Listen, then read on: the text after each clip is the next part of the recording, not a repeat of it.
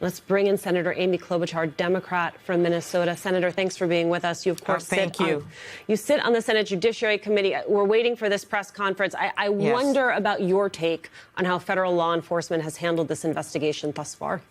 You know, I got to say, Alicia, I'm not steeped on what their precedent is, what they usually do. I'm really focused on finding this guy.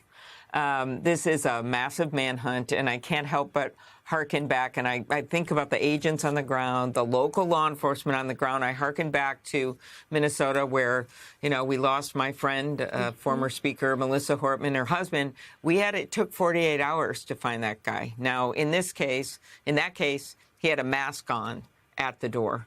And so that made it harder. But then they did get some photos, and it greatly helped. So my guess is with the tip line that they are running right now, that you're going to get more and more leads because part of my focus here is just to say we've seen this before. Yep. It seems we've got this massive crime. How could this happen? Sometimes people think, how could they not catch him yet?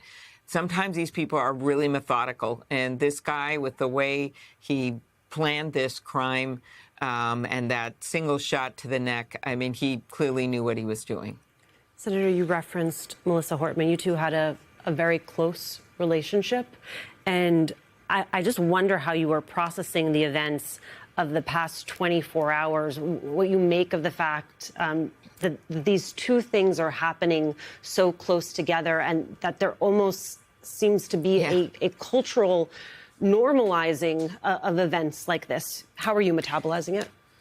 Well, actually, it's not about how I'm doing. It's my state. And we not just didn't lose Melissa and get the other legislator shot and lose Melissa's husband. We also had all those kids shot in that church just a few weeks ago. And while that wasn't political victims, they were 8 and 10-year-olds, that was a political manifesto that was left from that shooter, including just all-purpose hate at Hispanics and blacks and President Trump, and it was just across the board. So it has made me think a lot about what's going on right now. Some of it is guns. You saw an assault weapon, a lot of it's guns, used in the church, in this case, not an assault weapon.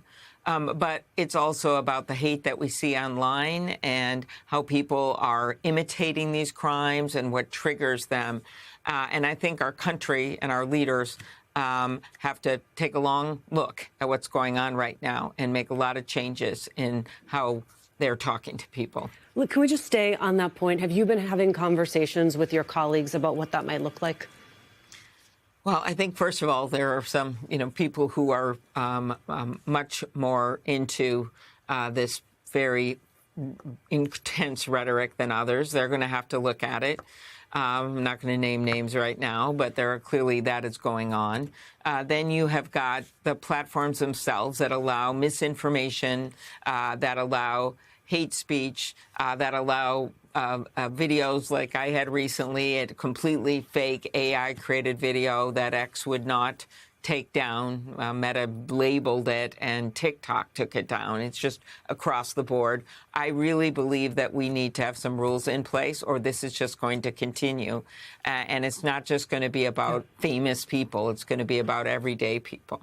Well, to that point, you had a number of HBCUs across this country that were on lockdown today because of a variety of threats to those institutions. Today, you also had Speaker Johnson saying that House members have approached him in just the past 24 hours asking for enhanced protection. Leadership is working to provide that. Is there a similar push in the Senate for increased security? Yes, and there has been increased security, especially in the last few months after we lost Speaker Hortman. And part of this is that you've got major public events like the one the tragic shooting of Charlie Kirk. And at that, they're clearly going to have to do better sweeps. It's not just about having the police, as valiant as they are, right there in the front. There's other events, I will say, that are smaller, that are pop-up events. And a lot of what we have come to do, at least I have, is you don't announce where you're going. You just kind of show up there. But there has been increased threats on members of Congress. Get this, Alicia, from 1,000 to 9,000 in just like 8 years a year. 1,000 to 9,000 a year of death threats against members of Congress a year.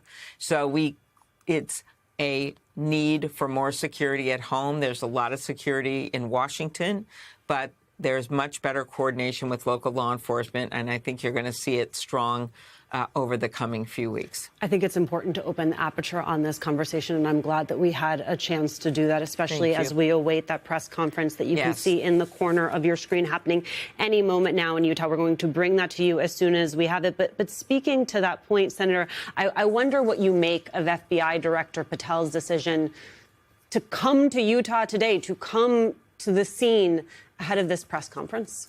Well, let's see what he has to say. I, of course, had issues with him, strong issues during his confirmation hearing. But honestly, Alicia, I am so focused on making sure that we find this madman before he hurts someone else.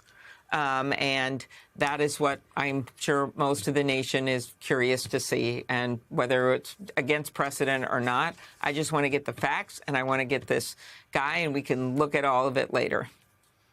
Senator Amy Klobuchar, I so appreciate your being with us this evening. Thank you so much.